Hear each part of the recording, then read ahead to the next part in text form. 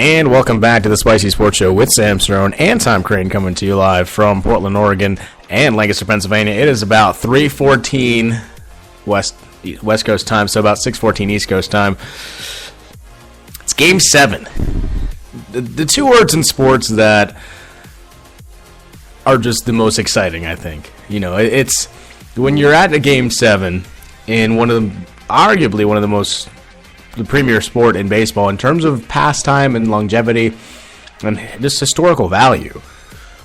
You're looking at two franchises that have not won the World Series in quite some time. Cubbies since 1908 and Indians since 1948. We're down to one final game. All these pitchers, doesn't matter. Rest, they can rest out in the winter. Kyle Schwarber, he can rest in the offseason if he's tired. It's all about laying it on the line for one final game. And that's where we'll kick off. Look, the first 6 games have been absolutely phenomenal. Top to bottom, look, we've had some blowouts. We've had some close games.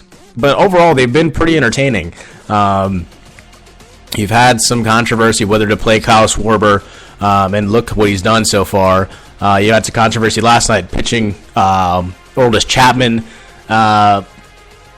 early in Game 6 last night. You also had some controversy with the Indians as to rule out controversy, just a lot of mistakes in terms of not being able to field, which again, they have made some changes to that lineup in Game 7. Now, I predicted the Indians, and of course, Tommy, you predicted the Cubs. So, Tom, let's introduce yourself, of course. Say hi to the pretty people. Hello, pretty people. I am very excited for what's about to happen. Even if the Cubs don't win tonight, it's still a Game 7. As you said, it's one of the top things on any sports lover's list. Whenever you hear Game 7, you should get chills.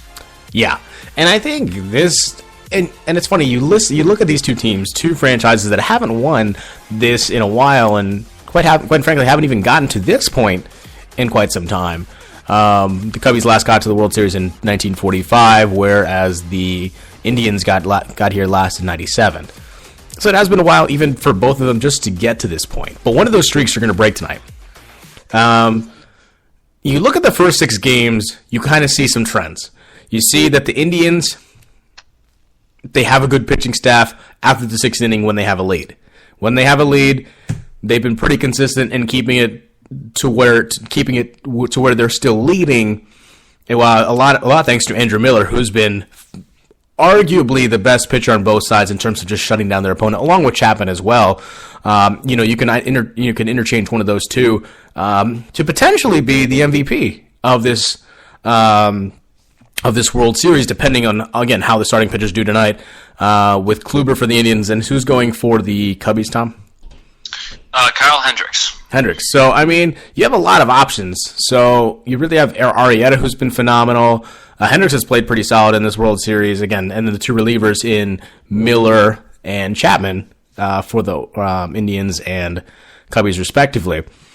But when it comes to the Indians, what the problem is with them, and what we've seen so far, is that if they get behind early, it's really tough for them to get back because they have good bats, but they don't have the offensive power to match bat for bat that the Cubbies do. When you look through the heart of the order, whether it be Chris Bryant, Addison Russell, or even Baez, who's been phenomenal thus far, those guys can hit, and they can either hit for power or they can hit just to get people on base, and then again get the RBIs needed to move the runners and again keep the inning alive.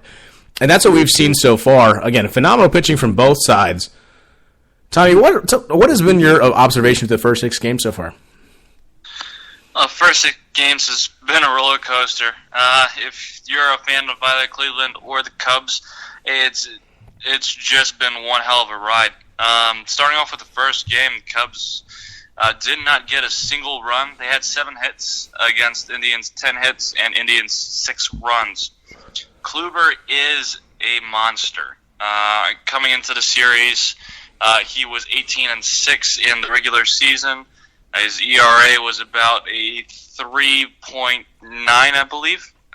But overall, him in the playoffs has just been shut down for the Cubs. The bad side of that is that he has played in Game 1, Game 4, and now Game 7. This will put a little bit of a mental strain on him with a physical strain, since it's only been about 3 or 4 days since he has pitched. This series has been pretty much not great for the Cubs, especially in the first couple of games. But finally they found their bats. Schwarber is now hitting DH since they're back in Cleveland, which is a godsend. And just him batting second is actually really good instead of fourth.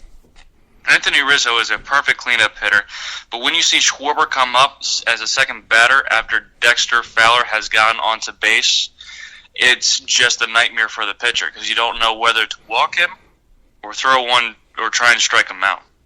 So basically, this Cubs and Indians game has been, if you've ever seen a Pong game, back and forth, back and forth. So Game 7 is definitely going to be a 50-50 throw-up right now. Yeah, I mean, look, as you mentioned, Schwarber, who, again, was injured the third or fourth game of the season, has not played a major league game up until this World Series since April. So it's been about 6 months since he's been out. And overall, yeah, the first game, a little rusty, as I guess you'd expect. He had some BPs with machines, but let's be honest, you can't mimic a real-life scenario, real-life atmosphere. That's just, you're going to have to experience it and go from there. Since that, Game 2, phenomenal. And then moving through the series, he's had clutch hits where he has been arguably the best hitter on the team and the best hitter to come off the bench in pinch-hitting situations. Now, I'm going to give it the keys for the Indians first, and then, of course, Tom, you can give the keys for the Cubs to win tonight. But obviously, Kluber's going to have to go at least 5-6 innings easy. There's no question about it. Kluber is the best starting pitcher, I would say, on both sides, just because of how great he's been. He reminds me of Bumgarner from the Giants in terms of, again, he just shuts down offenses. And that's what he's going to have to do. He's going to have to really play the corners very well. He's going to have to expand the strike zone a little bit for the umpire to get those calls, to get those really the strikes that are on the corner. That's going to be huge for them. After that, naturally, it's going to be Andrew Miller, who's going to be important for this game. He's been the best pitcher just on either side, and I would say one of the most important pitchers in this series. In terms of, again, he's a guy who's 6'10". He was a starting pitcher. Now he's in relief, and he's arguably the best relieving pitcher in baseball in terms of just, or at least setup man, in terms of what he can do and shutting down in the 7th and 8th inning until the closer comes in. And again, that's pretty much it. And for the Indians, they're going to have to produce a couple runs. No question about it. They're going to have to produce about 4 or 5 runs minimum to keep up with the Cubbies tonight, because I think the Cubbies bats are still going to be hot from last night. Again, it's just a matter of how much damage control can Kluber really keep down. So, Tom, what are the keys for the Cubbies if they're going to win tonight? Keys for the Cubbies is that Kyle Hendricks must go at least 5 innings without an earned run. It's going to be difficult for him, especially going up against Kluber, because it's going to be like a pitching duel. Now, Javier Baez and Jason Hayward are in the lineup, which means he has a great defender infield and outfield. Jason Hayward made an exceptional catch last night, and Javier Baez has been an exceptional defensive man throughout the entire series. When it comes to offense, we're going to look at Kyle Schwarber, Chris Bryant, Anthony Rizzo, and Ben Zobrist. 2, 3, 4, 5. Now, these are the main hitters. They were the main hitters last night when it came to Game 6 and getting most of the runs. Chris Bryant hitting a home run in the first inning just made everybody's night. And then Anthony Rizzo hitting into the outfield, and Ben Zobrist as well with the little blooper that confused 2 of the Cleveland outfielders, made them basically unstable, I would say. And then Addison Russell coming in and hitting a grand slam just put the cherry on the ice cream. So those 5 people, Kyle Schwarber, Chris Bryant, Anthony Rizzo, Ben Zobrist, and Addison Russell, must have their bats on point tonight. Jason Hayward, he's been not too great batting-wise offensively, but his defense is definitely a pinpoint must in this game tonight. So, pitching, Hendricks needs to go at least 5 innings without an earned run. Second, offensively, the second, 3, 4, 5 batters must hit tonight. If not, Kluber is just going to run them ragged, and then Andrew Miller will clean them up. So, that's my bit. Yeah, no, I agree. I think Zobrist has been probably the most consistent hitter overall in this series. If you're talking about just consistency, he's been at least been able to get on base thus far in this series, and I think that's important because again, you had the people behind him in the order, depending on where Zobrist is, can drive him in. So it's not that he needs to knock out the big run. He needs to just get on base. So obviously, I have the Indians, and Tommy, you have the Cubbies. So overall, I think starting pitching, I'll give it to Kluber. Bats, I'm going to give it to the Cubbies, and then relief, it's a tie. It really is, because I mean, when you have a guy like Andrew Miller, he's great, and then when you have a guy like Aroldis Chapman, who when he comes in, it is OVER. It's over, pretty much. It's just a matter of we'll see how. I think the key for both Miller and Chapman is how much do they have in the tank left, because they've both been used quite frequently to close out games.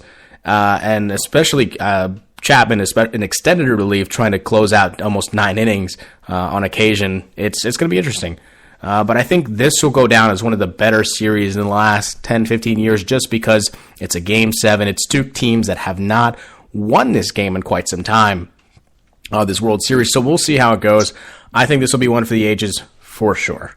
So we'll take a short break. When we come back, we'll be talking about college football and the first college football playoff rankings, and there should be disputes. Let's be real here. Between number 4 and number 5. Again, it's only the beginning, but we need to create some banter to start. So we'll take a short break. Here is Changing Me, Bobby Green and Sean Michael Murray on the Spicy Sports Show with Sam Cerrone and Tom Crane on Spreaker Radio.